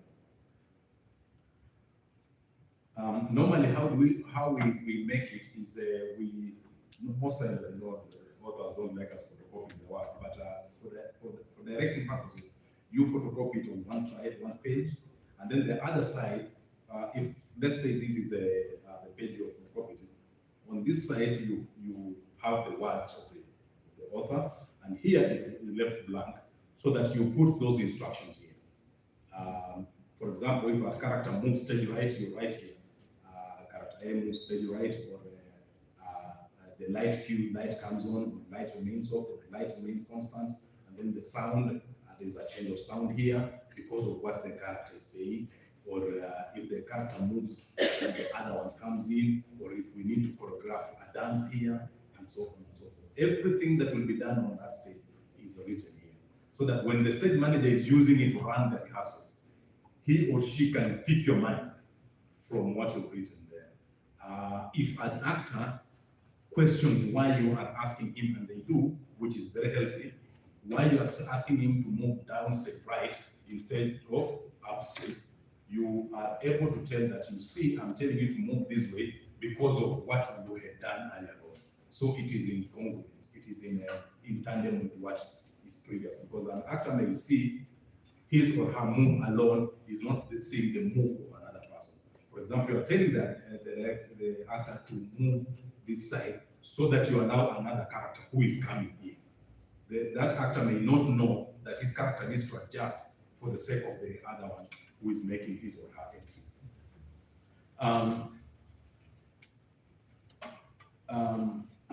It's used throughout the rehearsal, and it has notes of blocking, lighting, and so on. And mostly we write those notes in pencil.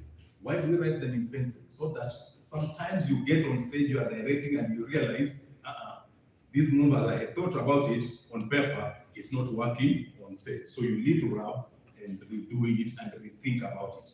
That is why you change. You change it in the director's copy, but you tell the stage manager to change it in the prompt book. So what is usually in the prompt book? Essentially, that is directive now. What is in the prompt book is the directive. It has 7 elements. The first element is the actor movement. The second element is the actor emotion. The third element is the actor voice. And then, of course, now within those, we have emotions, behavior through expressions and gestures and so on. The fourth element is the cues, which in this case are the sound cues and the lighting cues. And the fifth element is, the sixth element is now the stage itself, what we call the mise en scène, the set, how is it looking like, the costuming, the props, and so on and so forth. So those are the things that we direct. In most cases, that's what we direct. Actually, I'm sure that is what you do. You direct the actor, you direct the designers, and you direct the stage. You decide that in this scene, this is how the stage would look like. That is mise en scène. You decide that in this scene, this is what the actor is saying, and facing where, and with what expressions, and with what tone, and with what pitch, and with what tempo, and all those variations. So just to summarize, there are some notations in play analysis that we use. When we see DS, we mean downstage.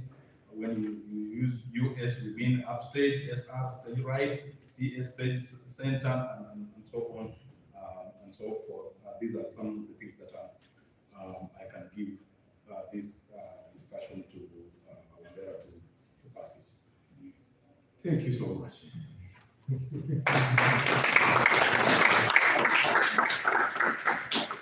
have put that thank you so much in very, very languages. In languages that I can speak.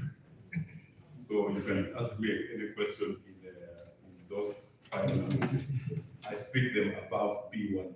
So just me in German, I respond in English, in Swahili, in the other language, and in French. Thank you. All right, Daktari, asante sana. That has been so insightful. I believe that members hapa, wasanii and directors na producers ambao hapa wana maswali. Kwa hivyo kama kuna swali ambalo umebakisha, tupeane saa hizi, manake akimaliza amemaliza. Kwa hivyo tuanze hapa. Yes, Daktari. That was nice. Thank you so much. I am Brian Ogutu, the Alphas Production. So my question is about the adaptation of directing. Let's say you've got a story. The writer has begun by saying this person, maybe he came into his house and found that the family is dead. Then after you've read the story, maybe in the middle of it, he's telling you this person is getting born. Maybe he's talking to his maybe the child who is dead. So I was asking, is it wrong for maybe someone to begin the story from the beginning to the end during your adaptation? We adapt the story. So sometimes you will rearrange that story so that you're starting from the end. You start from it has begun from the end. Yes. And then maybe in the middle, the writer has taken it back again to the beginning. Then when you read, he's taking it to another place. So is it okay for you to rearrange the scenes? Yes. Yes, that's what I'm saying. Okay. Yes. You readapt, you rearrange, you adapt by rearranging. Yeah. So that it makes, remember, it's the story you are telling, not the words of the author. It's the story you are telling. So the author might have started from the end and bring it into the beginning. You may want to do that, but remember to use the flashback technique of play production. Not of prose. Because prose will not tell you to say, I remember this is what happened. But for you as a dramatist, you will remember to say, your character to say, this is not what happened. This that I'm about to show you is what happened. Okay? You cue the audience. You cue them. Remember, you are doing it for the audience who is live, unlike the author whose audience is a reader. Yours is not a reader, it's a person watching and a person listening. So you tell him or her that this is what happened. Yeah. The next one, okay, hapa nyuma.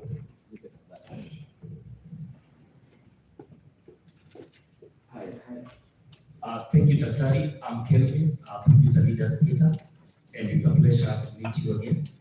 Well, I'm talking, I wanted to ask you, it being about casting, we have casting directors and we still have directors who do direct. So it was a humble request so that we can avoid something which affects many people, many producers or many directors, wrong casting.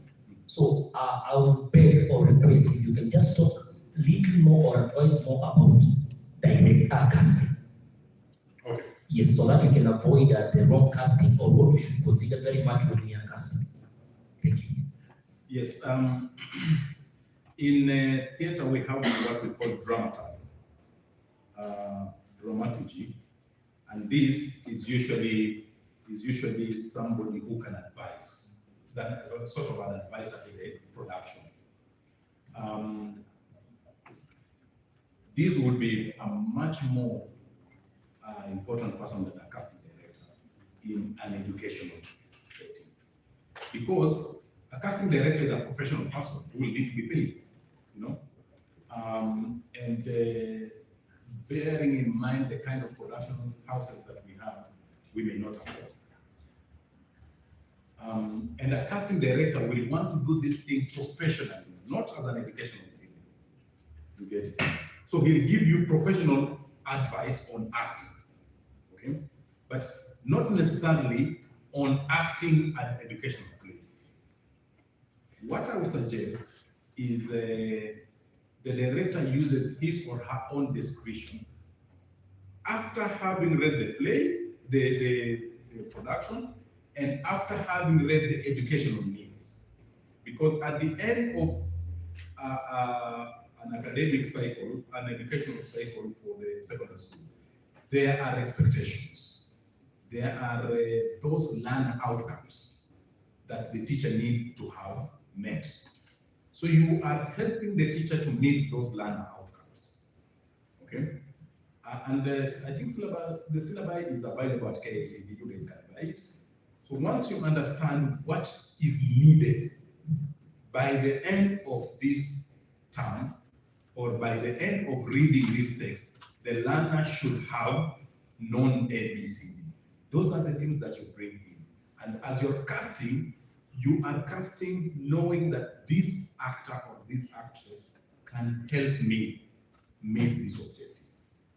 It's the learner outcome. If that actor or actress does not help you meet that, then you might have to drop him or her. And this is not personal, it's business. Yeah, because you also want to maintain the image of your group. And sometimes people disagree. Let's just face it, people disagree. If this person is not meeting that objective, however good or an actor that person is, or however friendly or whichever other means, you have to drop that person to maintain the integrity of the theater. Because already you are being voted from other quarters. You don't want internal fights. Okay, asante sana. I think that will be it with the questions. Na daktari, nashukuru sana kabisa. Thank you so much. I will take this opportunity to let our chairman. So thank you so much. I usually enjoy making this kind of discussions because they also expand me as a teacher of artists.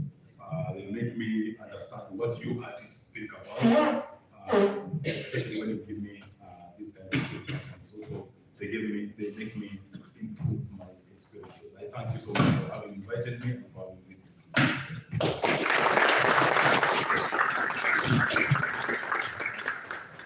Asante sana, Dr. Martin.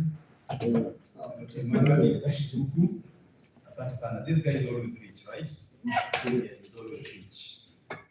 Every time I listen to him, I learn something new every time, especially when it comes to adaptation. At least that tamthilia ama play huwa tunajua vitu vingi, but when it comes to adaptation, he's always rich. And thank you very much.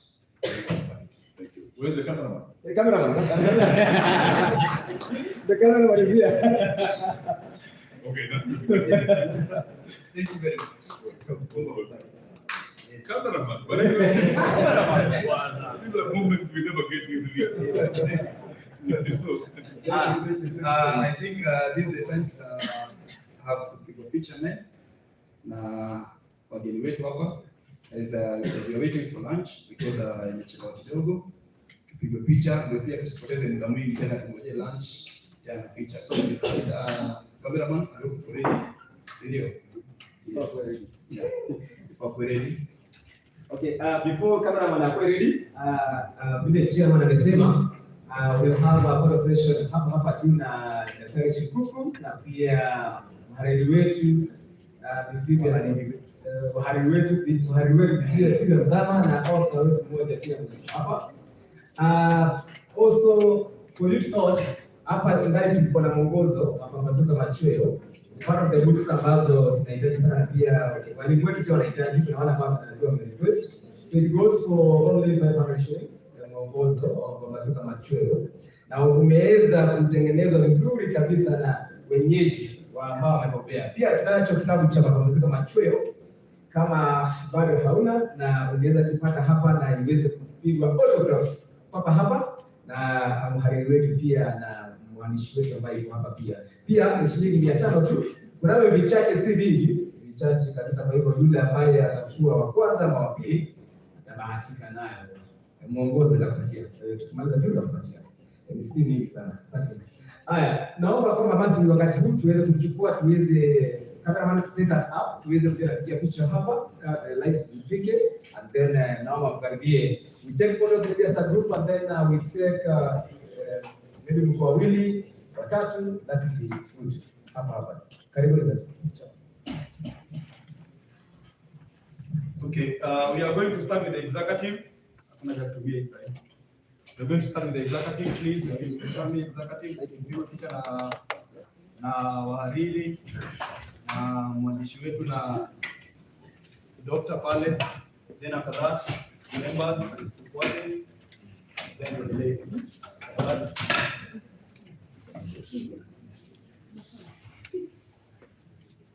Hariri asimame hapa, tutakuwa ni mjini, then mwandishi pia hapa na sauti hamna shida. Ukisia kwa tu.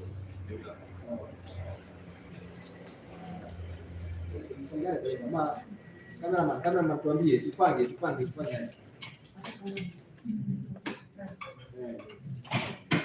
tuambie kama tufanye chakula ama tukuandaa.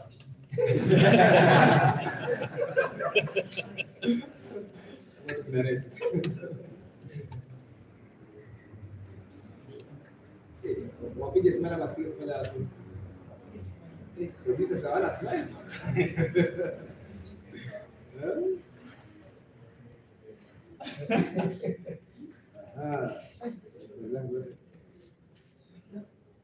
Sasa sana. Kinachaini nadhani kujeni. Not already TBS ndio mashine nzuri pia.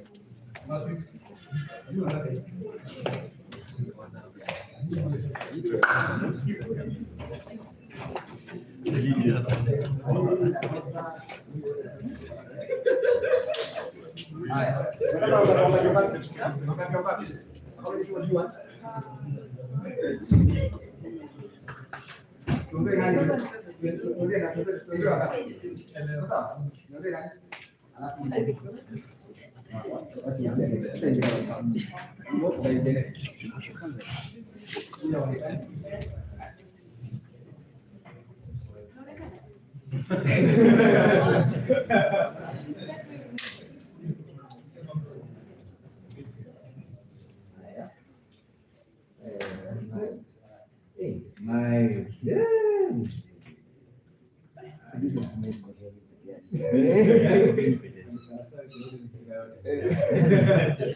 Iko sawa? Okay, asante. Next team. Hujamalizana na wewe. Hujamalizana na wewe. Haya.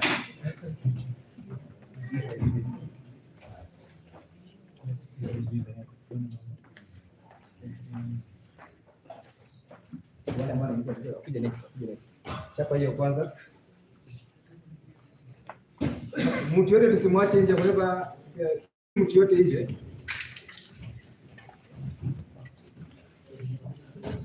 That's good. Next. Next thing.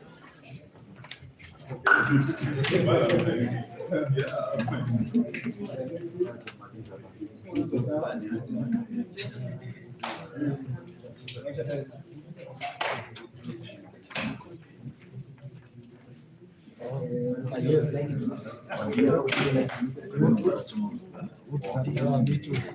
Sawa? Hiyo timu nyingine watu watatu wanne.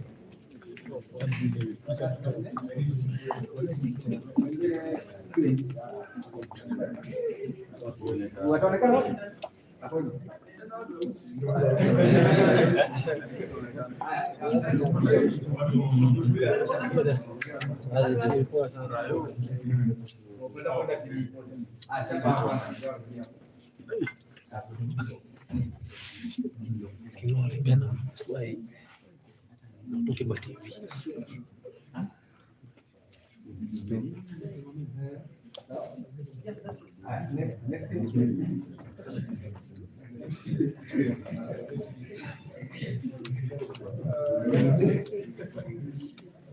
Wako sawa? Mmoja hivi mnafanya kitu hivyo.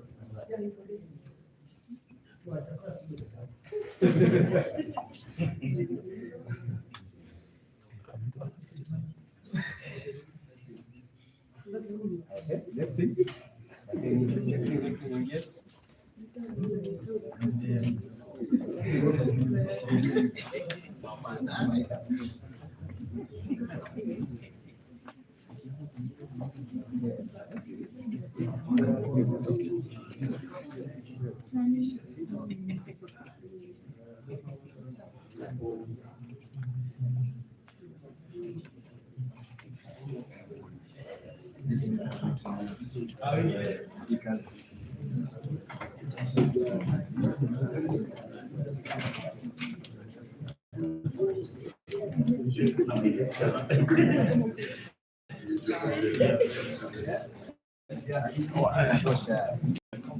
Hao wote ama tuongeze? Ama wapige peke yao? Ili mkwende sana. Why are ladies not coming this time?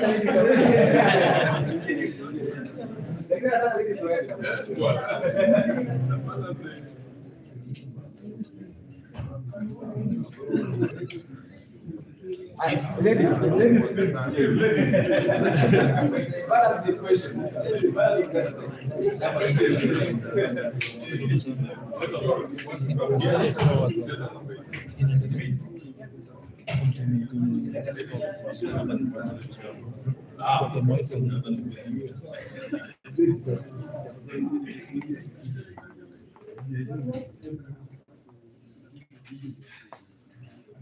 Alafu sasa naomba chama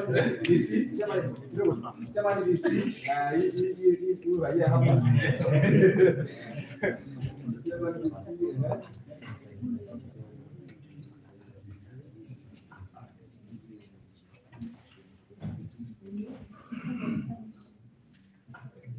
alafu chama DC peke yake na hii nyingine basi.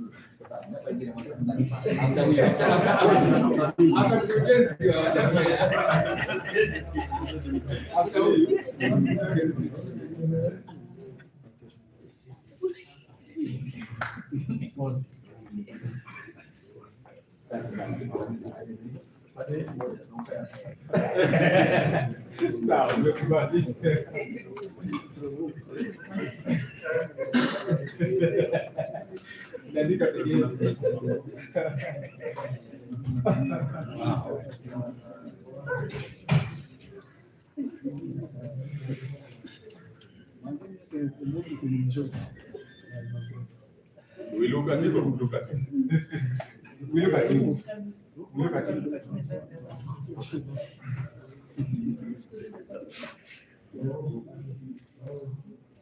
Just a second.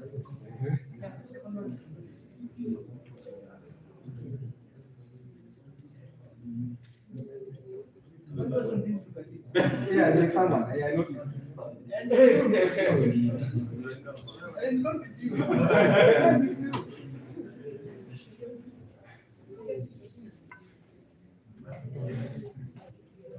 Thank you. Thank you.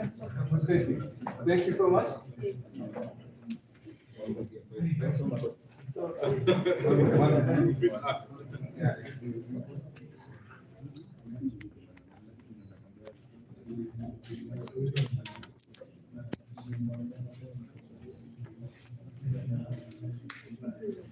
Kuna swali moja daktari. Ameuliza swali moja na akasema it is important you address it. They were asking the short courses about art that you guys offer in KU. If there is any, you can just mention them and tell them the duration and all that. You know, we used to have an Institute of African Studies that we had a short course of 3 weeks, 3 or 4 weeks on direct on adjudication. Not on direct, I'm not sure. But one can be tailor-made for you if you so wish, because there is an Institute of African Studies led by Professor Catherine Dunn, very renowned Swahili scholar.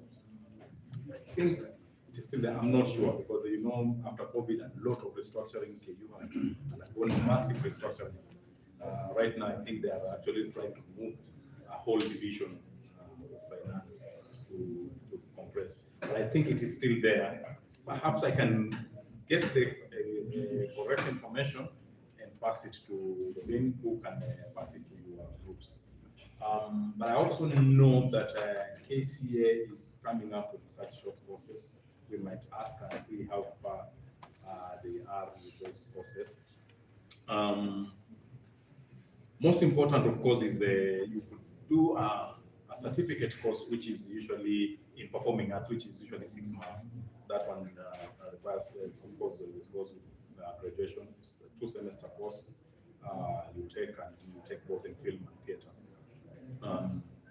Both at Kenyatta University and KCA. I'm saying the two because I teach in both universities. I know that those short courses that you can take, like you start from September and then you finish in April, or you start in April or start in January and finish in August. Those who started teaching in January are finishing this August. So it's possible to get that certificate course. But the short courses, I know KU, we used to have one for 4 weeks. Have I answered the question? Yes. Thank you. Welcome to KU. Okay, now as the lecturer sits down, we are going to have our meals ziko ready. Pale mati mikunywa chai pale asubuhi. Chakula kiko tayari, naomba tuweze kwenda tukule. Atureje hapa baada ya kula.